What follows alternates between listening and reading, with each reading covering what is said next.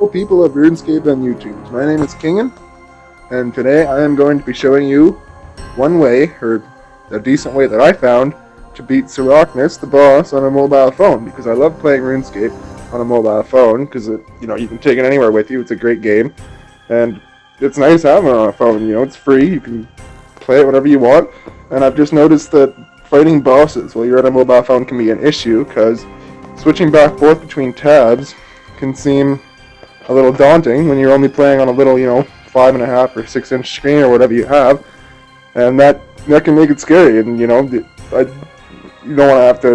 If you only have a mobile phone, it's a lot easier if you can find a way to do it without switching between tabs, which is what I've done here.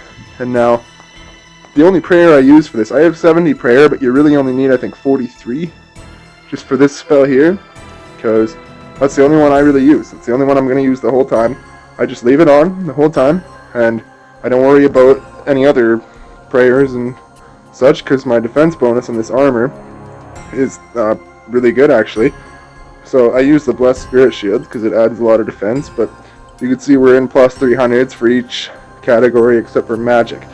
And now magic's not really going to matter, because the only magic attack you're going to come at you is from Sarachnis' spawn, or the spawn of Sarachnis, which is only level 68, the magic one. So that's not going to cause you a whole lot of issues, as long as you deal with it first, and for as quick as you can, and go back to Sarachnis after. Now, it makes it a lot easier with the Sarachnis cudgel too. I'm not sure how this weapon works in PvP or against other bosses, but it is really good for this one, obviously, because it has such a good crush bonus, and you can only use it's only one-handed, so you can use it with the shield at the same time, get that defense bonus with the attack bonus from it. It's perfect.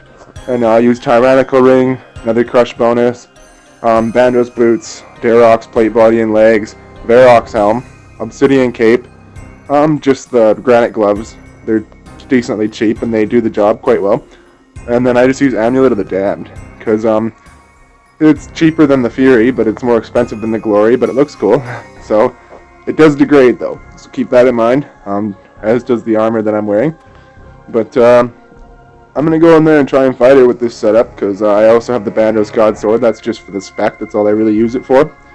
And I find that the defense is so good with the setup that on most things that you could just keep the defend against range thing on with the shield and all that, and it works just fine. You don't have to switch back and forth, because you can handle her attacks while you're fighting her melee, and then the range just speaks for itself. She can't do much damage when she sticks you.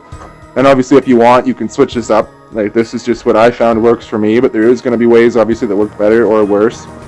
And depending on your levels, my level's not that great. This account kind of sucks. It's only got 75 attack, 76 strength, 70 defense, 65 magic, and 70 prayer, which, like I said, I don't need, because I don't even have piety or whatever. There it is. I don't even have it, because I didn't do the quest yet. But you don't really need it, as you're about to see. We're just going to go in there. And usually I turn this prayer on before you go in. It's always a good idea, because she's usually going to stick you in place just like that right away and try and attack you with range.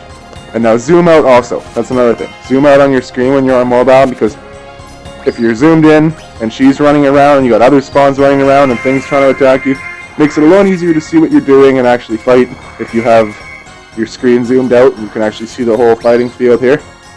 And I just come at her with the cudgel. As soon as I see fit, probably right here, as soon as that web unsticks, I'm going to use the Bandos God Sword with both specs. And that one sucked.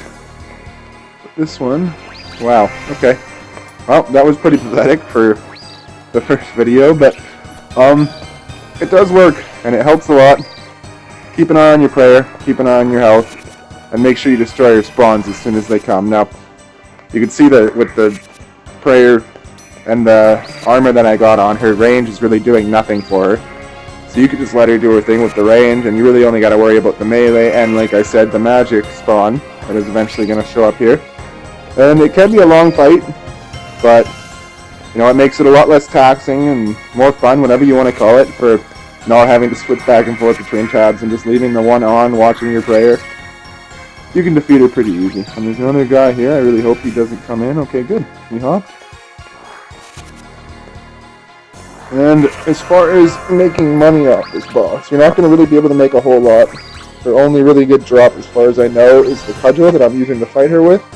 It's worth 1.6 mil in the GE at the time that this was filmed. Keep you run on, which I have also failed to do, but doesn't matter. Her spawns should be showing up any second here. They don't stay away long.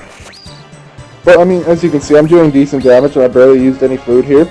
So, if you want to, even without the spec, switch to the God Sword for a second. You don't need the Bandos God Sword. I've seen people use the Saradomin God Sword, but that is a vastly more expensive option, and it seems to drag out the fight, in my experience. So I'm just going to use Bandos. But I like to keep the shield on. It does help a lot. Make sure you got the crush attack going. And there are her spawns. Now this range one I'm going to deal with first, because it is going to cause me some peril. And that's another thing, just as soon as these spawns come to the game, just immediately try and destroy them if you can, because if you don't, they're going to build up as you're fighting here, and then all of a sudden you're going to have 4 different things trying to attack you, and it's not going to be fun. You'll see that if you just try to take them out as soon as you can. And it's not that stressful of a fight. You know, like, keep an eye on your health, keep an eye on your prayer.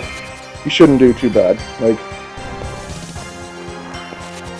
I think I've only lost maybe once in 20 fights, and I didn't lose. I just had to teleport away because I was out of food.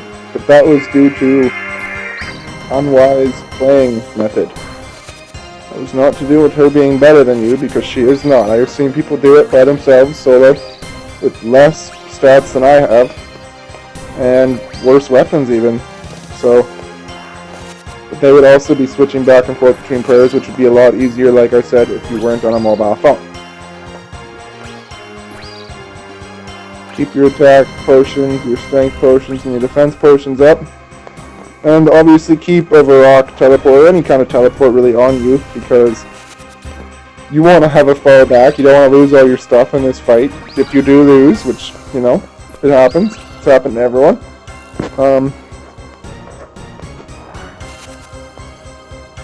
But yeah, this boss can be annoying.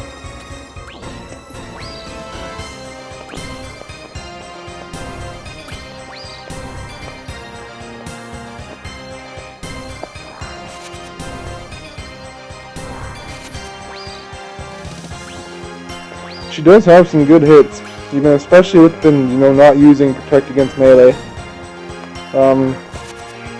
It could be, but I've noticed that in the heat of the combat with this boss, especially with the other one spawning, you can forget to switch it, and then she'll be attacking you with melee while you have the range one on, and she'll be attacking you with range while you have the melee one on, and it makes it really hard to focus on what you're doing, and all of a sudden you only have 10 health left, and you're running out of food, and there's 3 things on you, and it makes it difficult to defeat her. And this round is actually taking quite some time. I'm going to spec her again, get her defense down a bit. These specs are just not on my side for this fight here, but it's not going to matter.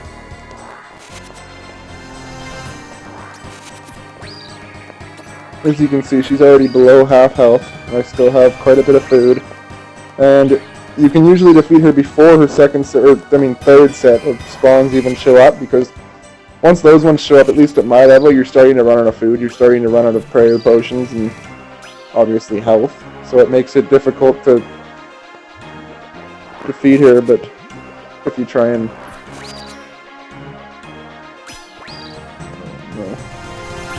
Okay, yeah, I think we're going to beat her here pretty easy. Like I said, it's not hard. Well, it can be. I don't mean it's not hard, but... this setup is a little expensive, though. I mean, not really. It's cheap overall, but for some people, you know, playing the game, like, if your stats aren't going to be up crazy high, then you're probably not going to be making a crazy amount of money. So I believe this setup's 15, 16 mil. But it does work. I'm hoping I can get a decent drop here, defeating her on while recording.